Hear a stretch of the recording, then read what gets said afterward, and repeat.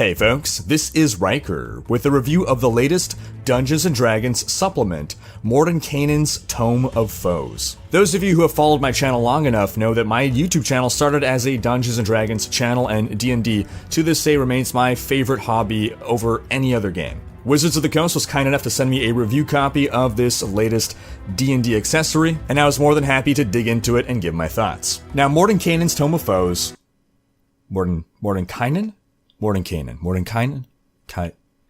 Morty's Tome of Foes comes in two flavors. You have your regular edition cover, Mind the Glare, which is in the same style as the rest of the 5th edition rulebooks, but then you also have this limited edition cover with much less glare. Glare aside, they both possess fantastic wraparound cover artwork, and both versions actually retail for the same price, which is, I believe, $50 American or $65 Canadian. But the main distinction is that the limited edition cover will only be available from certain hobby shops, or, for jacked up prices on eBay by resellers. Now, what exactly is Mordecai Richler's Tome of Foes? Well, it can best be described as a Volo's Guide to Monsters 2. Which I would describe as a sort of expansion to the monster manual. Except better. Let me explain why. Yes, at its core, this is a book that contains monsters. This is a book for dungeon masters for the most part, but there is also some stuff in here for players. Now, the main difference between this book and a monster manual is that a monster manual basically just contains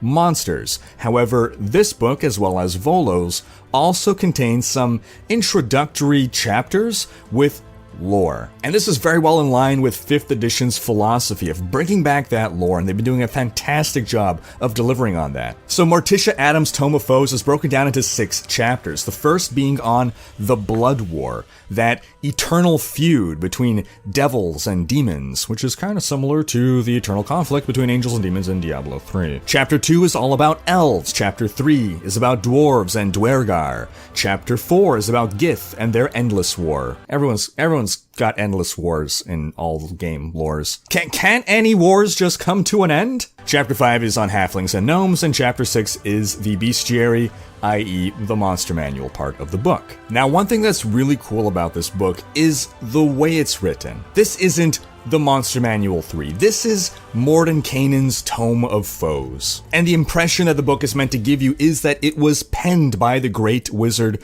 Mordenkainen himself. The preface explains that this tome was penned by Mordenkainen and his apprentice Bigby, and as you peruse the pages, you'll see that there are little inserts written in the calligraphy of Mordenkainen himself that really convey his tone and his personality. And if you're unfamiliar with the Great Wizard, he was created by Gary Gygax himself. Yes, he was the player character of the co-creator of D&D himself, and thus is one of the most well-known and longest-lived characters in D&D lore. So all this to say, presentation-wise, well executed. So diving into the meat and bones here of Rick and Morty's Tome of Foes, again, you start off with Chapter 1, which is all about devils and demons. It gives expanded explanation on that war, more lore for DMs to work with. And it talks about the concept of the balance. That there are some people in the world that want to ensure the balance in the war between devil and demon always stays the same, because if either side were to ever win this war, it's believed that that side would then go on to dominate the entire multiverse. So we get lore on devils, we get to understand their point of view. We get to learn that they actually feel like they're fighting some form of righteous fight, that they are protectors of the multiverse, because if not for them, demons would overrun everything. We get to learn about the Lords of the 9 layers of hell. And Diablo players will find some similarities in some of the Lords of the 9 and some of the Lords of Hell in Diablo, both sort of drawing upon the same real-world lore inspirations. We have Asmodeus in Dungeons & Dragons, Asmodan in Diablo. We have Belial, common to both. We have Mephistopheles in Dungeons & Dragons and Mephisto in Diablo. We have Beelzebub in Dungeons & Dragons and Baal in Diablo. So all the Lords of the 9 are well documented here, well explained. And then there's a section on Diabolical Cults. It offers rules for dungeon masters on how to modify NPC entries to make them followers of one of the Lords of the 9. For instance, in the Monster Manual, there's a cultist or a cult fanatic. Well, you can further customize that. Cult of whom?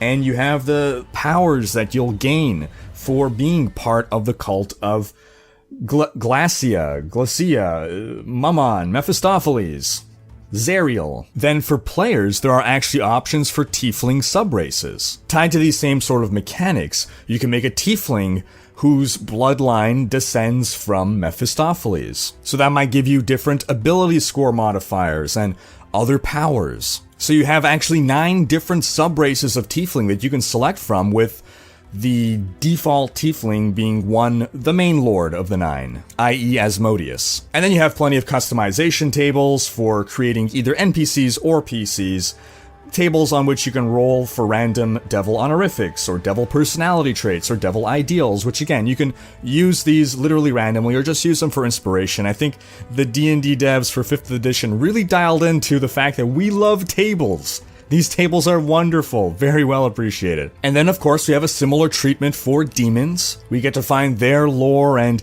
they're sort of likened to a virus, a plague that spreads, infects the environment around it. And of course all the princes of the abyss are detailed, including Baphomet and Orcus. And then similar to the Diabolical Cults, we have demonic boons that could modify NPCs in different ways. There's one thing that I do find a little bit odd about this, is that there's no mention on how it might modify the challenge rating. I suppose the assumption is that it doesn't modify the challenge rating, but that's, a little hard to believe. It does add powers. I guess it's argued that whatever additional powers aren't significant enough to change the challenge rating.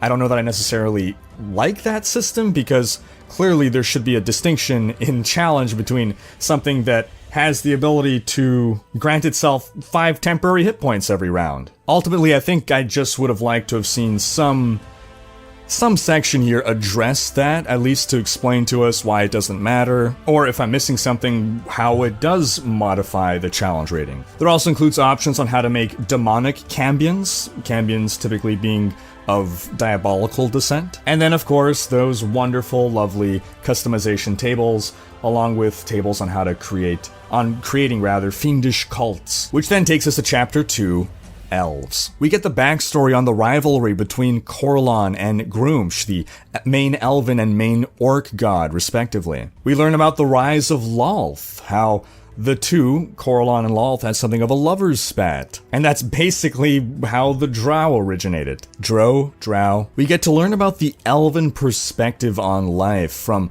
child to adolescent to elder. And I think that's something really important. It helps us get into the mind of a being that lives so long. Beings that also can revisit literally any memory they've had while they're sleeping or trancing. That's one thing that I think is really helpful in a role-playing game, is that when you have these fantasy races, so often we as role players will tend to just play them like we would play any other human, but there are aspects of the culture and of the physiology of these fantasy races that would make them think in a completely alien way to us. And so having these explanations to try to reinforce what their perspective would be is really helpful. It's for this reason that I feel that this book is also valuable to players. It's still primarily a Dungeon Master's book, but a player wanting to roleplay an elf, I think reading this chapter would be very beneficial. This book has basically everything you could ever want to know about elves, drow, and even Eladrin being reintroduced from 4th edition. Yes, I know they existed before as well. In 5th edition, Eladrin are now the elves that are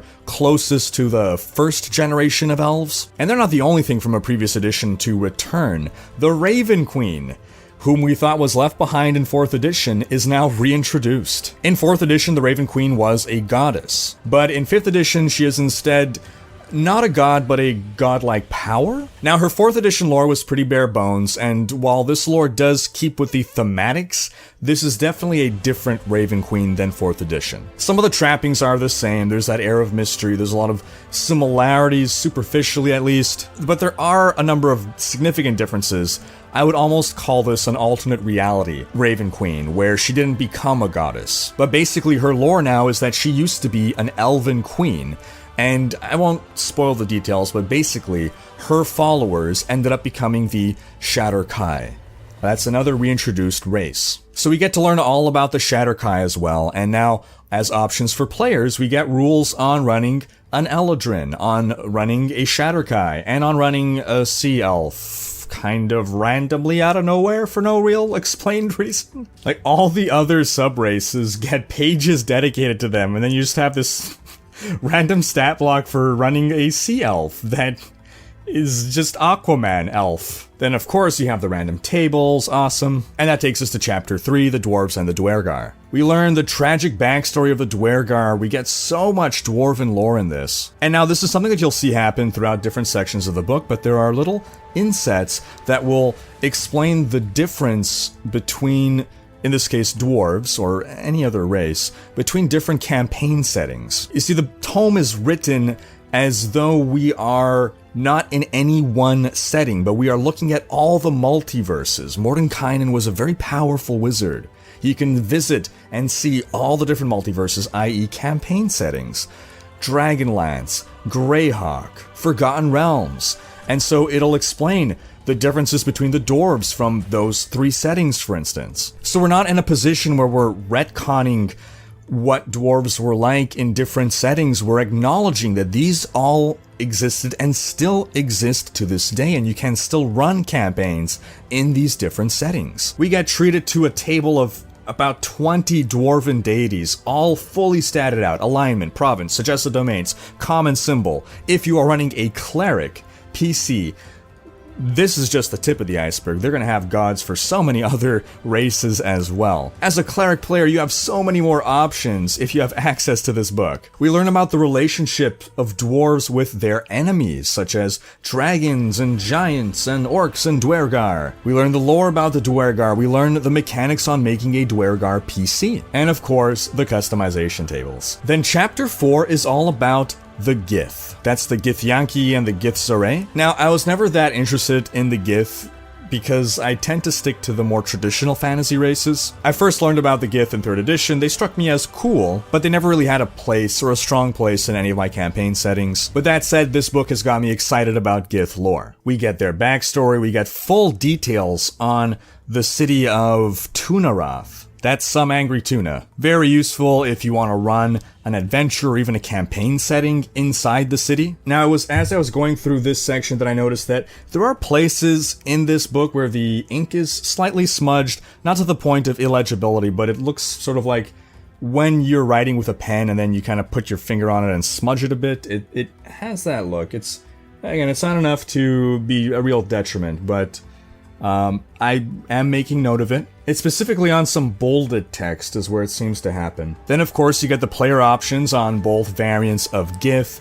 and then all the customization tables, and the name tables for Gith characters. Then chapter 5 is about Halflings and Gnomes. Now what I like is that they describe the luck of the Halflings. They go full on the lore of the luck of the Halflings. It's not just some mechanical trait. They go and they give full explanation to why Halflings are so lucky. And I like that. I like that they make it into a whole thing. And overall, the Halfling lore has a very Tolkien-esque feel to it. It's very charming. It's quaint. It calls back to the roots, the hobbits. You know, they talk about the Fish Skippers clan of Halflings and their ridiculous backstory that involves defeating an enemy by literally picking up a fish and skipping it across a pond. I mean, it's just the absurd silliness you'd expect from hobbits. You got 7 halfling deities fully statted out. Again, explanation on the halflings of the multiverse. You got the Kender of the Dragonlance setting, or the feral halflings of Dark Sun. You got the customization tables, but interesting to note is that there are no player options here that I saw. Again, it's still good lore if you want to run a halfling PC, but do be aware there aren't any sub-races or feats or anything like that as a mechanical option for players. And then that takes us to gnomes. I was never really a fan of gnomes. I could not get behind halflings. I could accept, but just gnomes, I don't know. That said, the gnomes, there's a lot of focus on gnomes being tinkers, the tinker variant of gnome, which to me, I was more familiar with that variant from Warcraft. I always felt that gnomes in D&D were more so of the kind of mystical forest variety of gnome. They do cover both varieties, but there definitely is a lot of focus on the tinker gnome, and I guess I can get more behind that with the whole tinkering. There are 13 gnome deities fully statted out, and there are player options for playing a subspecies of gnome called a deep gnome, and of course, customization tables. Now the next chapter is the Bestiary, but I'll just quickly sum up that these first chapters, overall, great for a dungeon master, but could also be useful for players. I don't think as a player, forking over, $50 on this book is necessarily worth it. For a dungeon master, I definitely appreciate having this. The lore is just phenomenal, and maybe as a player I'd want to either borrow my dungeon master's book, or maybe all the players in that group can pitch in, including the dungeon master, so that everyone has access to the book and the player options as well. So then chapter 6, the Bestiary, we've got over 100 monsters in here. You got some new monsters, but you also have some familiar monsters dating all the way back to the 80s. And a lot of the monsters in here are related to the previous chapters. So lots of devils, lots of demons, Duergar, Drow, Shatterkai, Gith, etc. And some of the monsters here that were familiar to me were the horrific Alep, the incredibly powerful astral dreadnought, the bane of the low-level PC, the Choker, the fearsome Grey Render, and the Kruthic is looking better than ever. Now overall, the artwork in here is great. There are a couple of full-on 2-page spreads. Those are the masterpieces of the book. And again, my overall thoughts here on this, excellent addition to any Dungeon Master's library. Previously, I would feel that, well, Monster Manual 2, Monster Manual 3, it's just more monsters, it's just more monsters. This is more than just more monsters. Yes, it's more monsters, but it's also added lore. I think this is indispensable, particularly because it focuses on some of the core races, elves, dwarves. These are staples. Volo's guide had lore, but it was more the lore of monsters, so it's more obscure. It's not something you're going to reference all the time, but elves, dwarves, this is important to everybody.